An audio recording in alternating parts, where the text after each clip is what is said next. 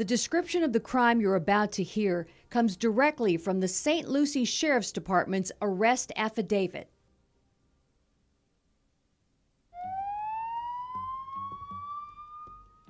November 22nd, 1985, 2:43 a.m.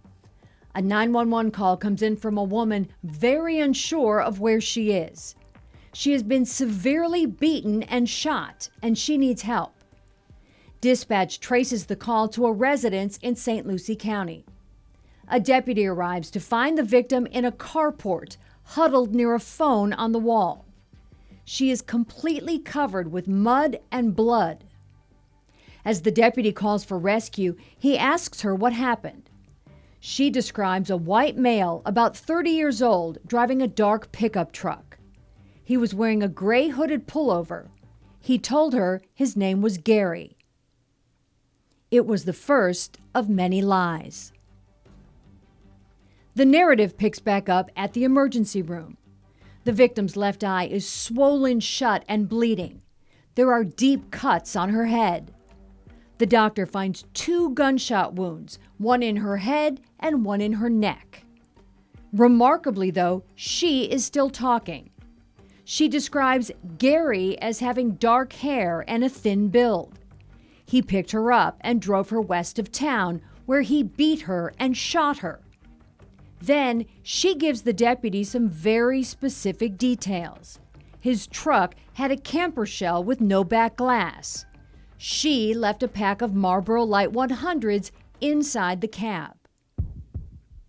And she remembered one more thing: a magnetic sign on the passenger side door. She watched as her attacker removed that sign and hid it inside the truck. The deputy puts out a bolo alert: be on the lookout for the suspect and that truck. 4:32 a.m., less than 2 hours after that 911 call. A female deputy stops a man walking along the side of the road. He tells her his truck is stuck on the beach and he just wants a ride to his motel. But his description matches that bolo alert. That man is brought to the station. Meanwhile, the reporting deputy heads to the beach to find that truck. He looks inside the cab. There it is, the pack of Marlboro Light 100s. And on the passenger side door, a clean spot where a magnetic sign used to be. The deputy would later describe what that victim had gone through. She managed to get out of the truck after being shot. She got away after being beaten and shot again. She crawled through a muddy culvert in the pitch black of a Florida night, dragging herself to an empty house used as an office for a local citrus grove, where she found that working phone in the carport. She didn't just survive, she provided the roadmap to catch a monster. By 7:45 that morning, the deputy was reading the suspect his Miranda rights. He is listed on the report as Robert Eugene Brashers, with an alias of Gary Dean Brashers, which we would later learn is his brother's name. Brashers gives a taped statement. In his version, he and the victim drank beer and argued about sex. He admits to shooting her, but claims he, quote, took the gun away from her. He admits to tackling her, beating her, and shooting her a second time. He tells the deputy that he went back to his truck to put the gun away, and when he turned around, she was gone. He describes searching for her, driving up and down the road, even circling the citrus grove, trying to find her. When he couldn't, Brashers says he drove to the beach, waded out into waist-deep water, and threw both his gun and his gray hooded pullover into the ocean. As Brashers went to leave, he got his truck stuck in the sand. That's why he was walking along the highway and got picked up by that female deputy. In his statement, a deputy recalled Robert Brashers saying he just went into a frenzy when he shot and beat his victim. Miraculously, the young woman survived. Brashers was charged and later convicted of attempted murder and went to prison. But Brashers knew how to contain that rage. Behind bars, he would prove to be a model inmate. He was so well behaved, the state of Florida saw fit to release him just 3.5 years into his 12-year sentence. Robert Brashers was back on the streets in the spring of 1989. He would kill a South Carolina woman and 4 Texas teenagers before his next arrest in 1992. I don't want to second guess the Florida authorities because I don't know all the details of that case, but the fact remains that they let a serial killer back out on the street. That's the voice of former New Madrid County, Missouri Sheriff Terry Stevens. Stevens and the other Southeast Missouri investigators who first learned about Robert Brashers back in 2018 question why no one seemed to identify just how dangerous he was. Now, they didn't have any idea he was a serial killer at that time, but, where do you start drawing the line? I recently met with Stevens at the Portageville, Missouri Police Department. We talked about Brashers and how work on the Sherry and Megan Shear case laid the foundation for tying the serial killer to 5 other murders. We were joined by Portageville Police Chief Freddie Hill. Hill was a Portageville patrolman back in 1998 and the first officer on the scene the night of the Shear murders. Here, both Stevens and Hill talk about how they felt Robert Brashers would be linked to more murders after the Shear case was closed. I made the statement then, this guy is a serial killer, make no doubt about it. And we felt confident that there would be more victims present themselves or be brought to light as time went on. And I think there'll still be more. Yeah, he proved himself with that. When he left here and go straight to Dyersburg and try to do the same thing again, he proved he was a serial killer. A predator. Predator. He didn't have any remorse. He didn't have any fear. He was looking for victims. Terry Stevens' former chief deputy, Chris Hensley, felt the same way about Brashers. Hensley joined the Shear case just 5 months after the 1998 murders and worked side by side with the late Bud Cooper for 20 years, tracking leads across the country. Hensley told me this about working with Cooper. He is one of the reasons why this case was solved. His leadership, throughout the 20 years, his vehicle was always full of gas and engine warm, ready to go on any lead that would come up on the Shear case. And Hensley said he knew identifying Robert Brashers in the Shear case would not just mark the end of a double murder investigation. It was actually just the start of another dark chapter, because we knew that in the future that he was going to be connected to other homicides, that, this guy's evil. And while he was breathing, he was looking for other victims. When Southeast Missouri investigators learned Robert Brashers' name and his limited criminal history, they also received 2 photos of him. One was his Arkansas driver's license picture, showing him without glasses, staring blankly into the camera. But the second photo was taken from his daughter Deborah's social media page and showed him in a ball cap and glasses. Terry Stevens recalled how he felt when he saw the 2 photos. I thought, that's our guy. Comparing his photo to the composite sketches that we had, they wasn't exact, but there was enough of a resemblance that I thought, yeah, we've got him. And it probably helped that the 1998 composite drawing of Brashers looked so much like him.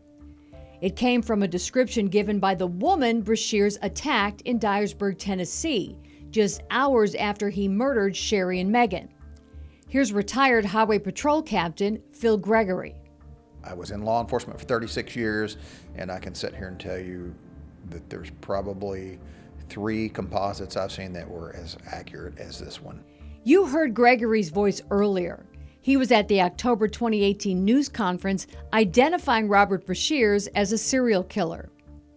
And even though Gregory retired in July 2023, he remained in the loop enough to know Brashers was being named the yogurt shop suspect before the rest of us did. Sure, I heard shortly before it went public, before the Texas news release was made, that there had been a connection. After everything we'd been through with Brasher, I wasn't surprised that there were more murders out there. We really weren't sure where they would come from. Now, there's a new team of investigators tracking Robert Brashers.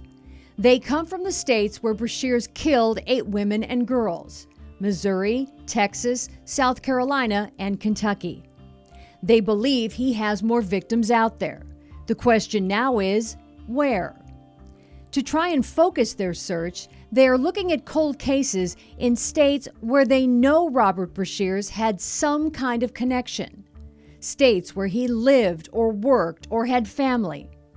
That list includes Alabama, Arkansas, Louisiana, and Virginia. In early February 2026, I reached back out to Missouri State Highway Patrol Master Sergeant Chris Hamlet and his partner, Sergeant Alex Lacey, to get an update on Brashers. And they had a significant one. Sergeant Hamlet revealed they had an active lead being worked in Virginia, where Brashers was born. We're looking at one state right now, Virginia. There's a crime there that fits the MO. We have a composite sketch, looks a lot like our person, looks a lot like Brashers, and the elements of the crime really meet, what we've seen as far as bindings, control of multiple victims, and it looks a lot like yogurt shop. Tracking Robert Brashers has become easier for law enforcement since his name was attached to the yogurt shop case. Sergeant Lacey recalled reaching out to authorities in Virginia and Georgia right after Austin's news conference last September. And they were instantly aware of who I was talking about. I think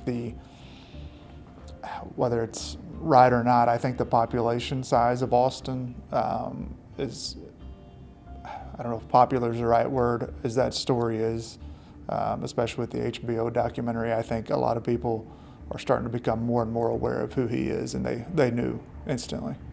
Here's Sergeant Hamlet again. I think too, that case in itself, with all the twists and turns they had and the wrongful convictions, it's remained in the public eye for so long, and it is a higher, I'm not comparing, it's hard to compare two crimes like this because ours is just as terrible, but it does capture the attention more. We're more isolated here.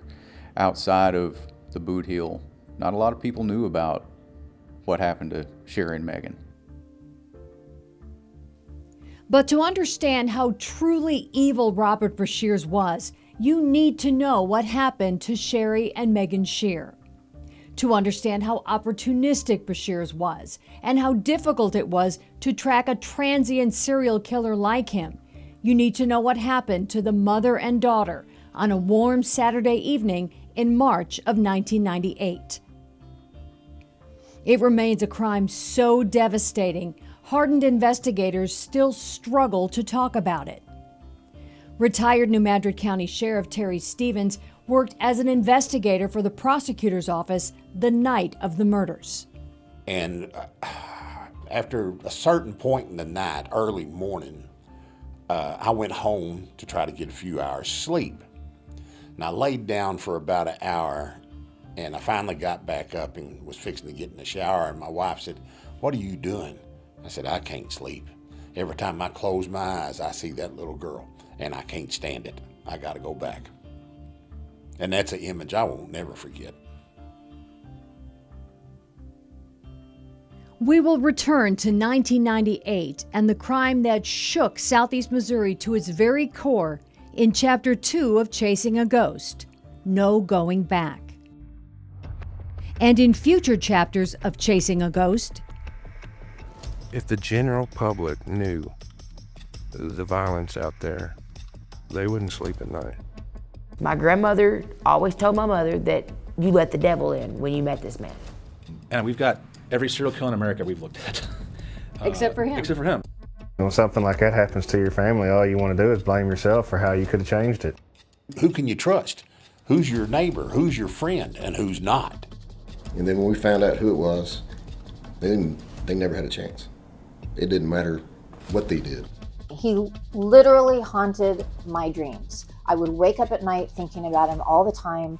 Was just this great dad and was so doting and wonderful. And what? You know, I mean, how can you live such a double life? It would be great if we could just produce that gun and say, here you go. Then you get these big breaks like we did, and you're drinking through a fire hose. Anyone that's suffering right now in a cold case that needs help, hang on. We will be able to help you.